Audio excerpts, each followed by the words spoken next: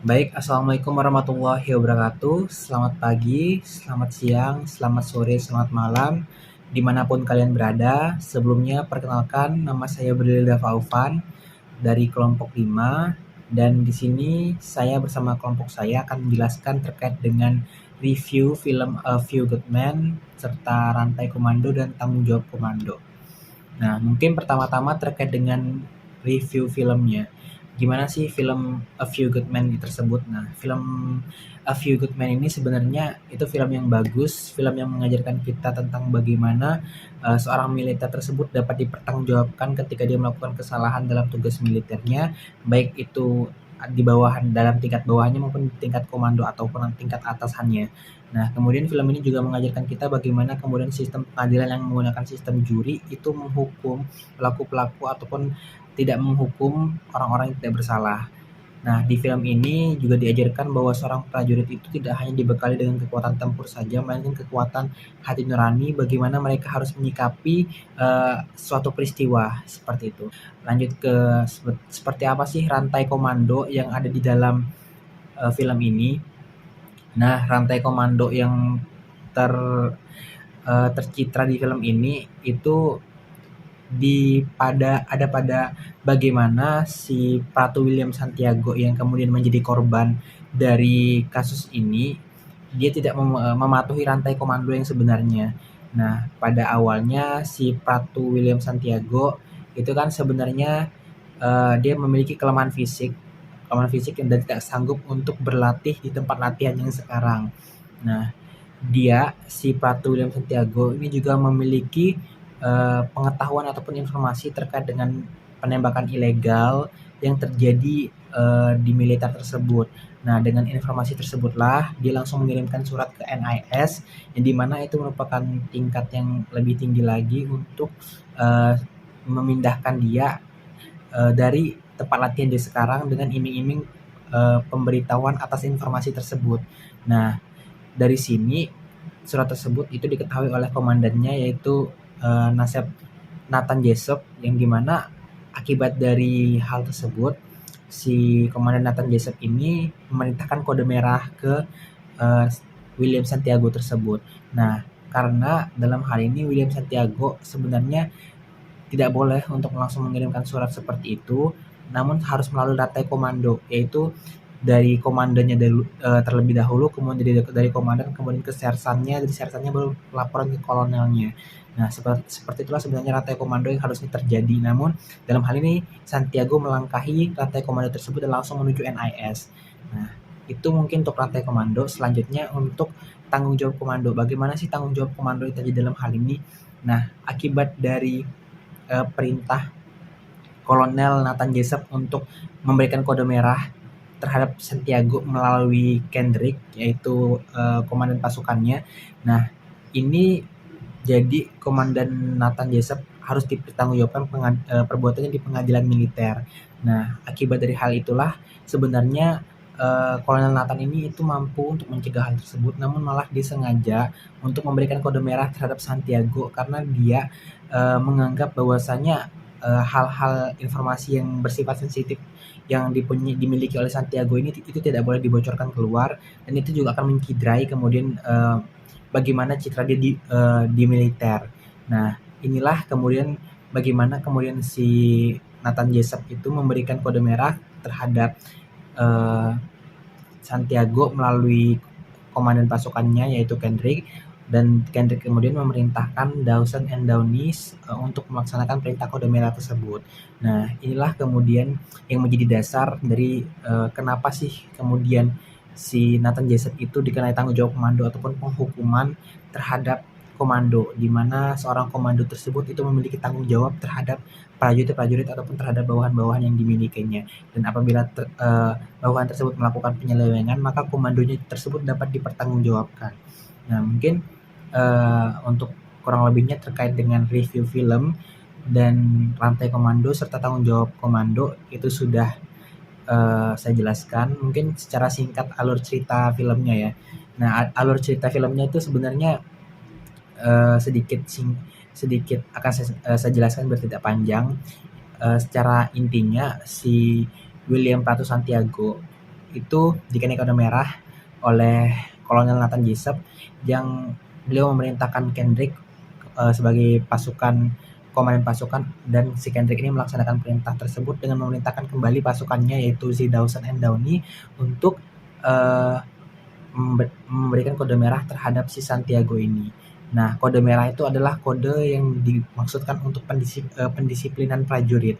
Nah, ketika si Dawson and Downey memberikan kode merah terhadap si Santiago pada waktu kejadian peristiwa tersebut, ternyata si Santiago meninggal karena racun anestesida laktat kalau nggak salah.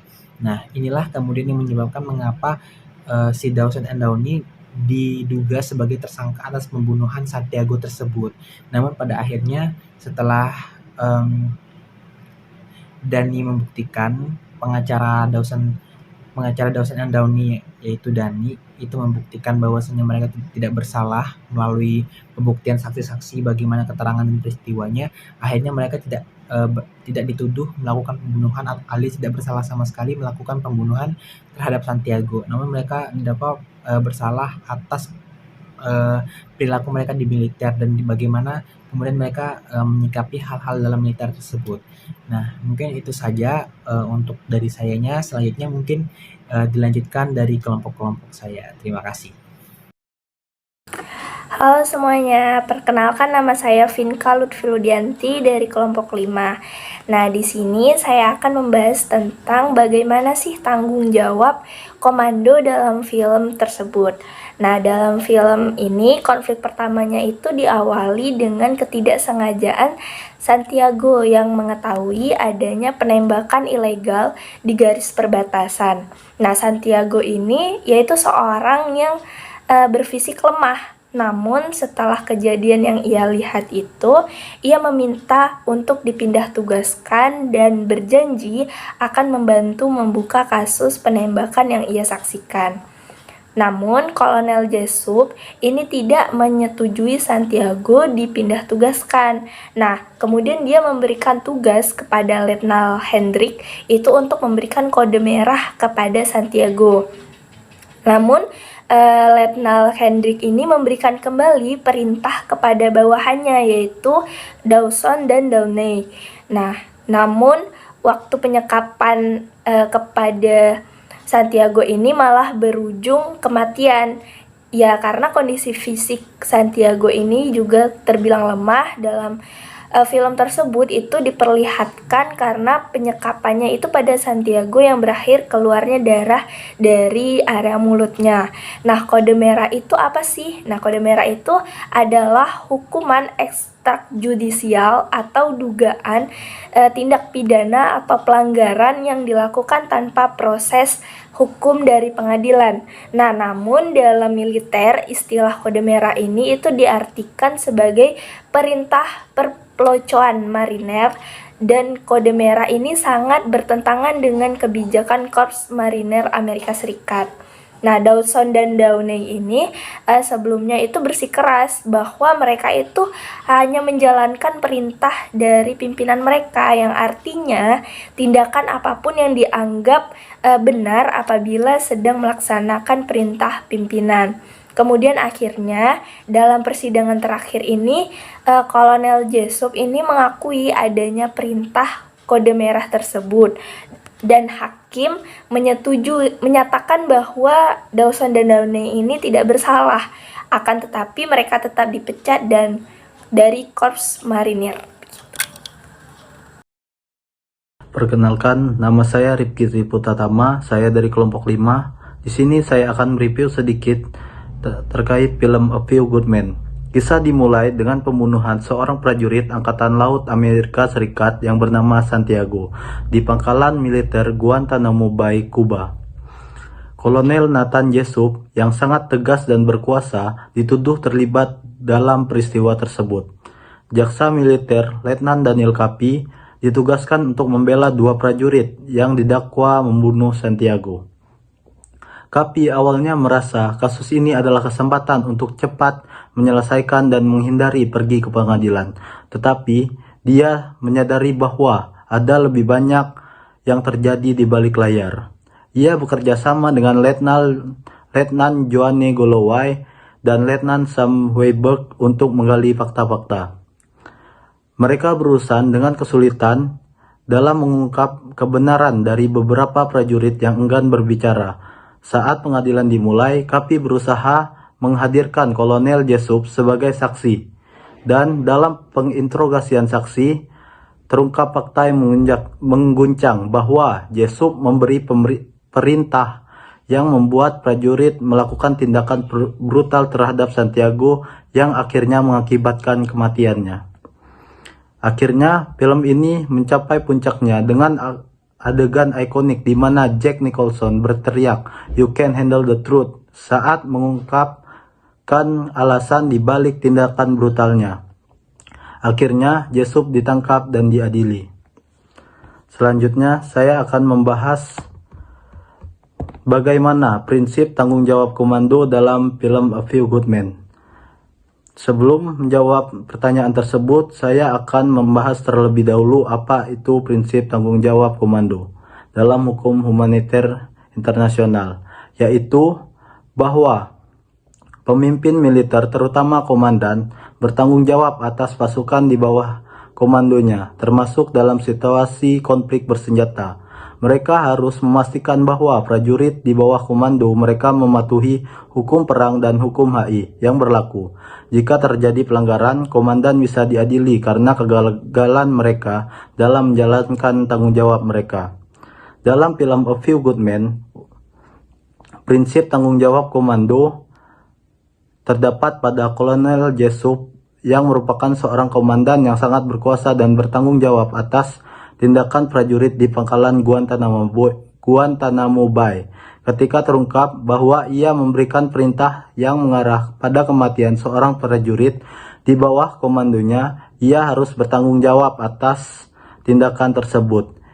Hal inilah yang mencerminkan prinsip tanggung jawab komando dalam film A Few Good Men. Terima kasih. Perkenalkan, nama saya Lawanda Putri Cayani dengan NIM 4122113132. Nah, di sini saya akan mereview ulang film A Few Good Men.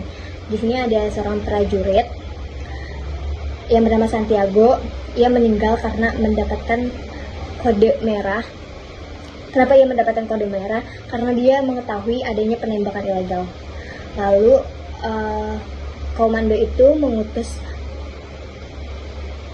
Kolonel Kendrick untuk mengasih si Santiago itu kode merah karena mengetahui adanya penembakan ilegal. Lalu ia ingin berpindah ke tempat lain untuk bertugas. Nah, dari situ singkat ceritanya si Jessup ini akhirnya yang akan dipenjara karena sebenarnya ia tidak menyuruh Kolonel Kendrick ini untuk menghabisi nyawanya Santiago karena ia mendapatkan kode merah. Sebenarnya Kolonel Jessup ini tahu kalau bawahannya itu melakukan tindakan yang salah atau melawan hukum dengan cara menghabisi Santiago. Nah, di sini kan ada ya penanggung jawab komando. Nah, penanggung jawab komando adalah konsep hukum yang mewajibkan komandan untuk mencegah atau menghukum bawahannya yang berbuat ilegal atau melawan hukum. Halo, perkenalkan nama saya Majid Maulana. Saya dari kelompok 5. Di sini saya ingin memberikan review tentang sebuah film yang berjudul A Few Good Men, yang dimana di video tersebut, di dalam video atau film tersebut menceritakan tentang sebuah drama di persidangan militer yang ada di Amerika Serikat. Dalam video tersebut atau film tersebut terdapat dua lawyer yang membela dua klien yang terjerat kasus pembunuhan terhadap anggota korps yang ada di Kuba.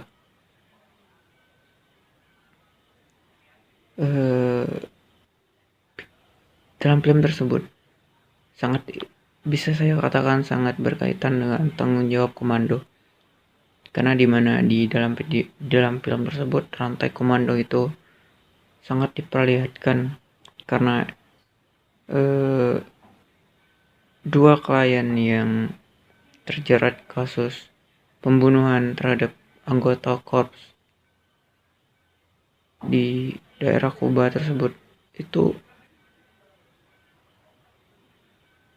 Dalang sebenarnya adalah komandan yang memimpin sebuah korps yang ada di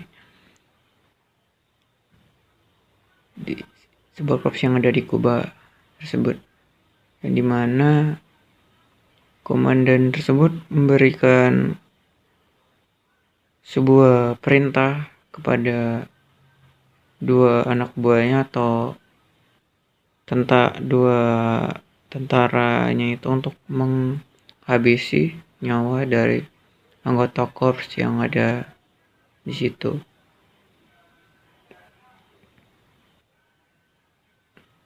Jadi bisa dikatakan tanggung jawab komando di film tersebut menyeleneh, karena seharusnya komando itu harus mencegah atau meminimalisirkan sebuah kejahatan di dalam militer.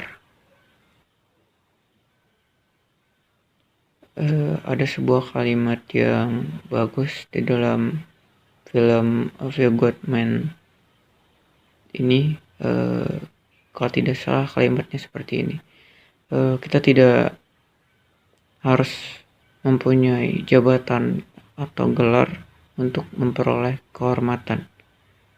Jadi itu adalah sedikit review tentang film A Good Man versi saya. Dan terima kasih. Halo semuanya, perkenalkan aku Rainer Joy Christopher Sudipyo, dan pada kali ini saya akan mereview sebuah film berjudul A Few Good Men yang rilis pada tahun 1992. Film ini menceritakan seorang perwira advokat bernama Daniel Kavi yang menangani kasus dan mempunyai dua klien bernama Downey dan Nonsen dengan tuduhan melakukan pembunuhan terhadap marinir lainnya, yaitu Santiago. Pada awalnya Daniel Kavi mempercayai memang kedua klien tersebut yang membunuh Santiago, tetapi seiring berjalannya waktu, Daniel Kavi menemukan sebuah kejanggalan terhadap kasus tersebut sehingga dia memulai penyelidikan lagi.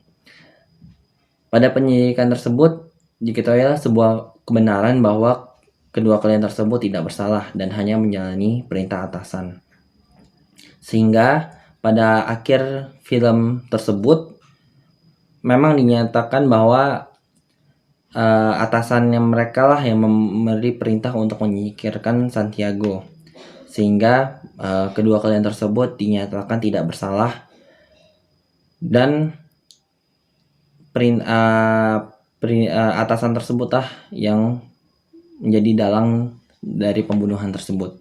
Sehingga dalam film ini bisa diambil bahwa seorang prajurit tidak bisa mengabaikan perintah atasan sekalipun perintah tersebut adalah untuk menyingkirkan atau melanggar dari hak-hak kemanusiaan.